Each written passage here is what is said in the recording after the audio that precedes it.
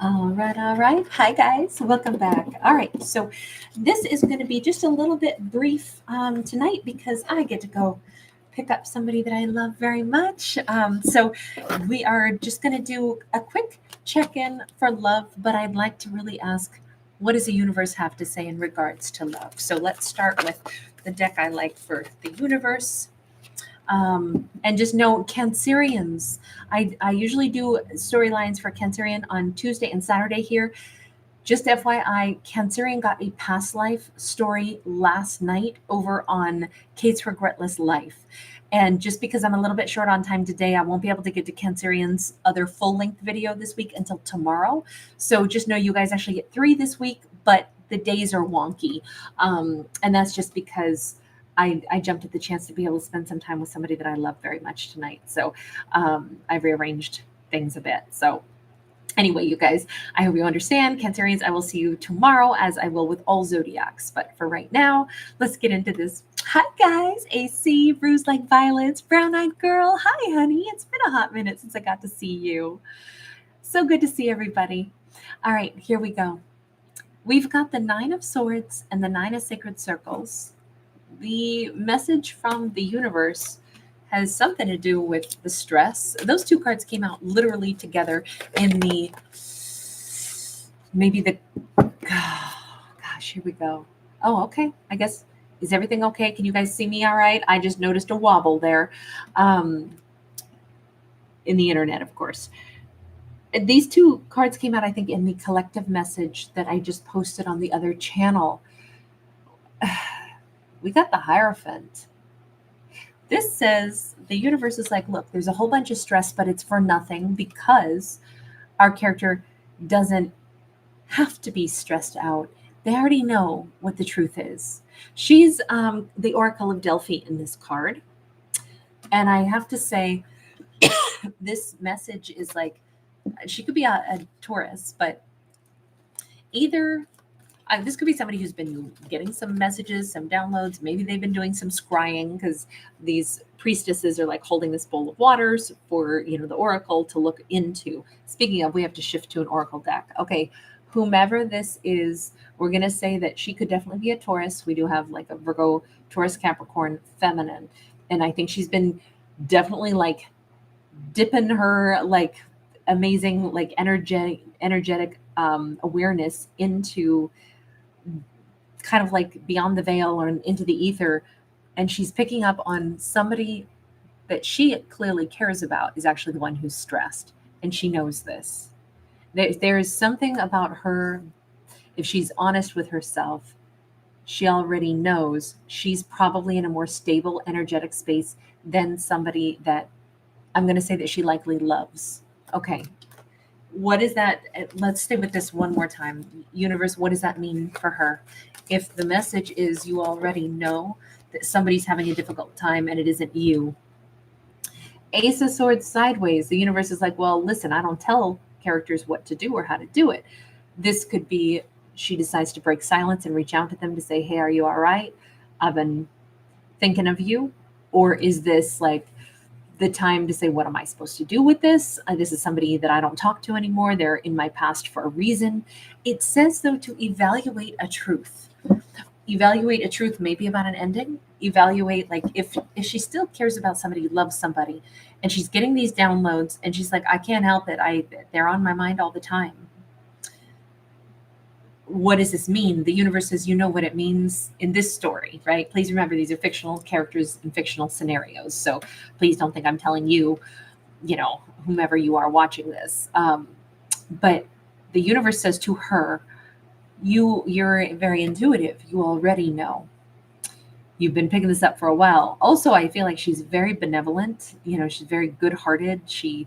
I don't think likes to think of anybody being stressed out, especially somebody that she loved once upon a time. Who are they to her with that 9 of Swords? They could be an air sign because of the 9 of Swords. The Moon, there's somebody she's like, I never really knew them, to be honest. The Moon is either it's a secret that I even keep them on my mind. There's somebody that there's so much I didn't know about them. Maybe she's saying I was their secret, but there was love here. Once upon a time, there was love. I don't know. Did she find out she was their secret? Did she date this person once upon a time and then it turned out she's like, oh, they're the one that, either I was their secret or I just haven't really told anybody that I ever, went out on at least one really fabulous date where we just felt like our hearts connected. Why the world? And they changed her life somehow. Hi, everybody. Good to see you. Knight of Wands, they changed her world possibly because she said, and then I realized that just because your heart feels connected to somebody still doesn't mean that either that person will stay or that there's loyalty. Knight of Swords, we got all these knights. I don't know if they had like an amazing connection and then it was like just as quickly either they weren't sure if she was trustworthy or instantly she wasn't sure if they were trustworthy. Maybe these two, then everything got weird and wiggy. We meet, it feels amazing, and then mistrust kicks in. And maybe the mistrust kicks in because I wanted so much to say that this could really go the distance, but it almost says that if they changed her life, this actually doesn't look like it was necessarily for the better as far as like realizing that then we get freaked out and is somebody going to be faithful, loyal? All of a sudden communication breaks down.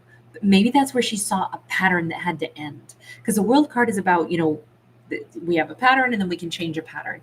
A new cycle can begin. So I'm kind of wondering if perhaps there's some vibe here of I had to cycle through realizing this is not the way I want to do a romance. I don't want to find somebody I really like and then by the next morning it's like, and now I'm in this chaos of mistrust and we can't communicate. Our hearts found each other and then everything went to hell in a handbasket because it is like it turned on a dime. I would say it's because there was no stability because knights are action takers, but they don't necessarily like knights can be very changeable. Think of a knight as like when we're driving in our car. We may have a destination in mind, but we can change a lot of lanes in the meantime. We can go off on detours. We can make wrong turns. It's not quite the same as like a king or a queen where it's like I have a one track plan on how to get from point A to point B. I may still have to travel to get there, but there's so much more certainty. Like nothing will deter me. I'm not even a little bit confused because I have one destination in mind and that is this.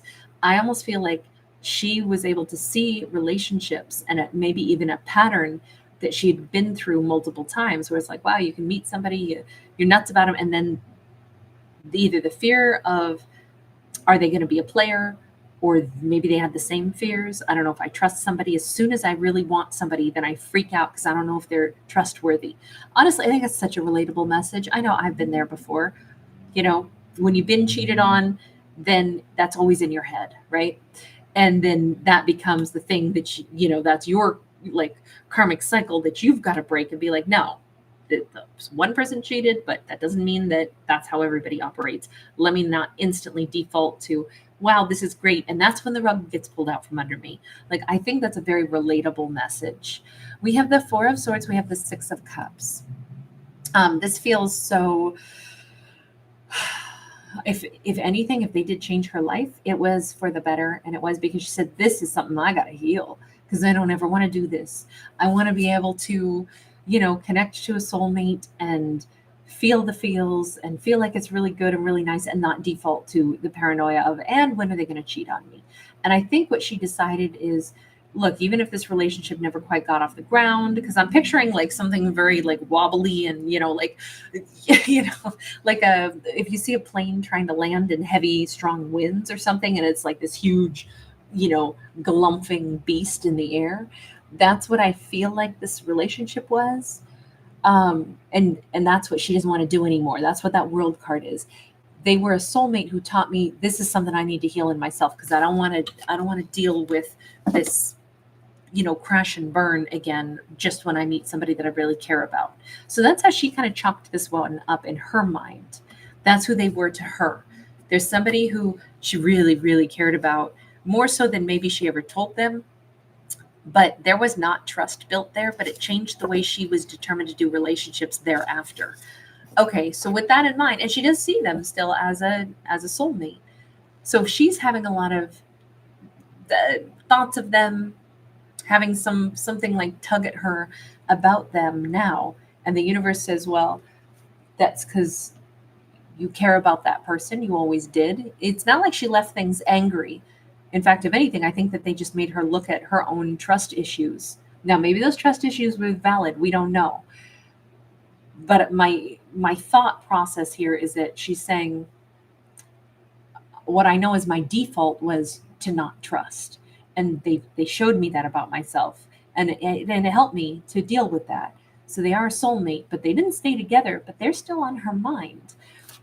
And the universe says that's because they're stressing and you feel it. So why are they stressing? Can we see their story? Why are you stressing out over here? AC doing roll call. You guys are so awesome. Hi, owls. We got the Ace of Swords. We have got the Nine of Wands. We got the Seven of Swords. And we got the Queen of Swords. Right now, whatever is happening in their stressful world is what we're trying to take a peek at. And their stress has to do with this ending, possibly, because they too have that Ace of Swords. This is not something that they've just moved on from. This has been something that it does say either, unlike her, she saw this as like, okay, I learned something with them. They taught me I needed to work on trust issues. They are bothered still or stressed out still over this ending, because I'm thinking that they were wounded enough that they didn't always speak truth. There's a lot of reasons people lie, and it doesn't always mean that they're, villains, right? We need to look at that closer. But there's this stress about what he didn't tell her the truth about. What was it that you didn't tell her the truth about? What was, and this is the thing, like, his raven won't let him stop thinking about it. His raven, his spirit animal or something, keeps saying, you need to talk to her. That's my raven impression. Six of Cups, you are my soulmate too. So he lied about the fact that she was a soulmate. I'm not sure what that means. Oh, I lied about you weren't just a soulmate, you were my Two of Cups. I lied about the fact that you are somebody I was in love with. Wait, so did you downplay how you felt about her?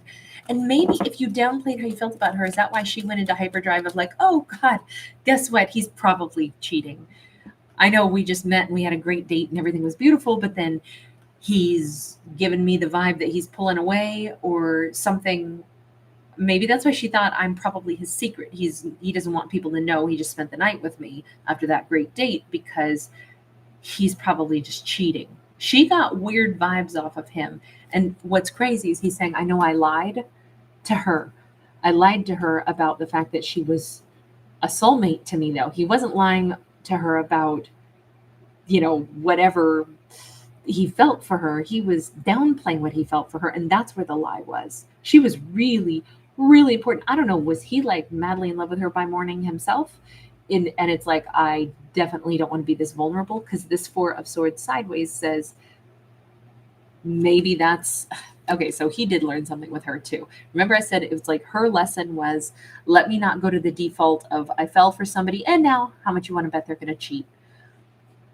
His default was I fell for somebody and now how much you want to bet, like this is something that I don't want to give this vulnerability of mine to somebody. Maybe I fall in love too easy. Maybe this is how I get hurt. So instead, what I do is I try to act like it doesn't matter. And that's the thing that he had to look at after meeting her. So these two sabotage the hell out of a good thing. This is like, and we can see it's because of wounds, but it did help them both look at what they needed to heal, because they each got the Four of Swords. And the world on his side as well. So definitely he's looked at how to fix things, how to change things, how to revamp his own behavior. That's so good. This was not a wasted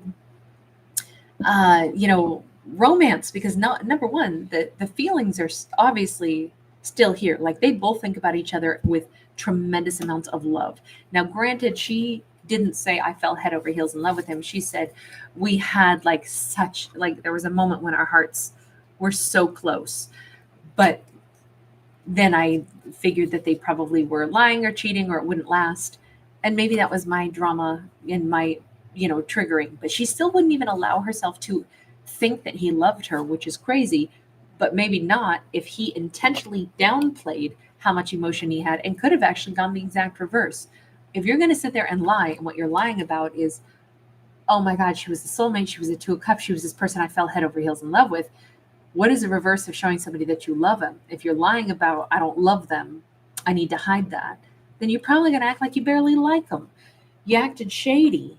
No wonder she probably can't even wrap her head around the idea that he could have been in love with her. She says, I don't really know. I just know that there was one moment where we were really close.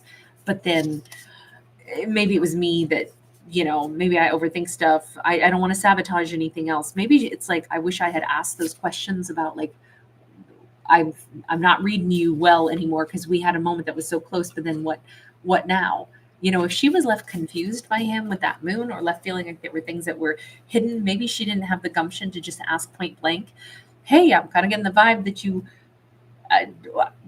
don't want to be around me now. I had felt different. And now that your gear shift here, that changing of the guards has occurred, and I can't help but notice it. So what's the deal? Like, maybe she should have asked and didn't. Granted, we could say, well, maybe he shouldn't have treated her like that. Yeah, but both these characters had their vulnerabilities, right? They both had things they were scared of. They both had things that made them behave certain ways. Okay, so what do we have? What do we have? Death card. It's time for a change. I would agree, because this is a waste of good emotions and we're getting rattled for nothing, right? It's so great to have stories where we can see the whole thing play out and be like, what are these characters doing? This is madness. They both really liked each other. They both actually loved each other. Why let a good thing go? And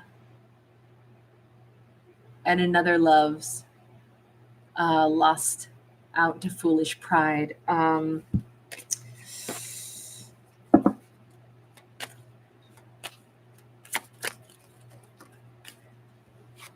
Oh, that song. I'm sorry. I'm trying to get to it in my brain because it's a really great song. And the music in it's so interesting. It is country. Maybe if I try to stop finding it. No, it's Willie Nelson. And another love's been lost to the great divide. Okay, sorry. I had to get there. I couldn't let it go.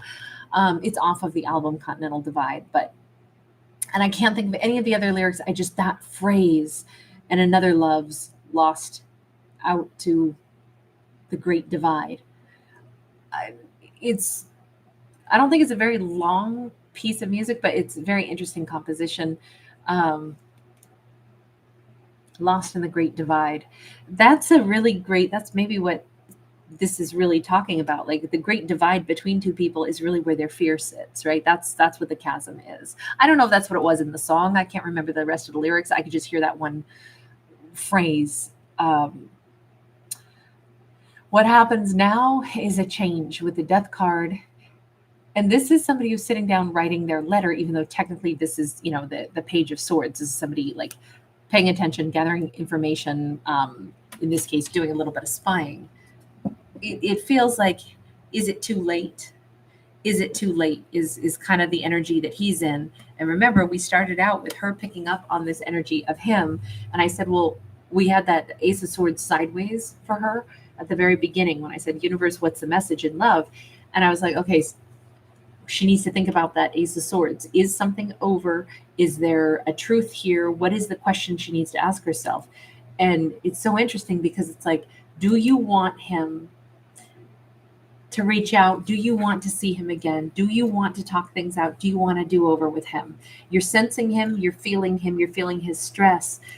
She ultimately holds the power, the energy power, that will determine whether or not anything moves forward. So at least in this story, it says she is the one as that high priestess, or excuse me, well, I call her the high priestess because she's the Oracle of Delphi, and the Hierophant. I said we get an Oracle card too. So let's end with an Oracle card because this is all on her.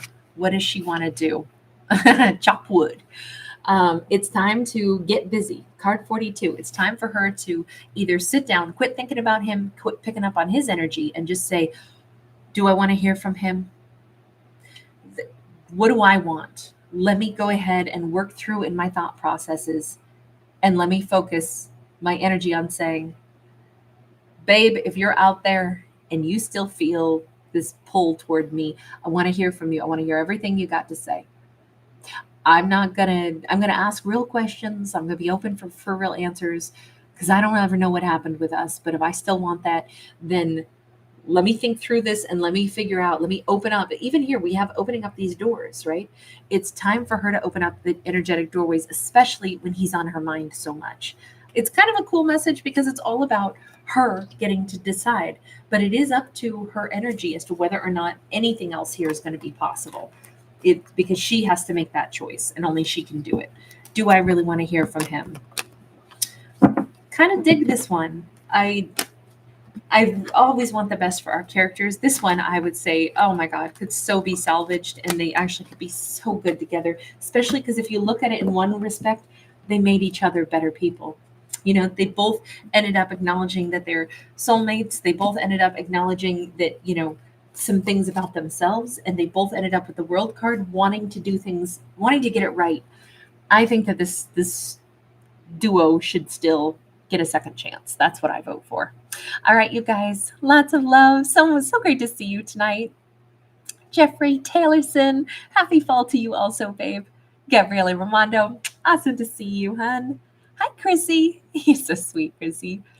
Paris Jade Humphrey, awesome to see you. And AC, you're such a doll. Absolutely. You know we are. Everybody always sends Emperor energy towards you, my love. Deep Blue Night Thoughts, great to see you.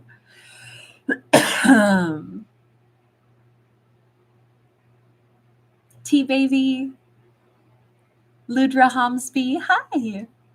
Courtney Walsh.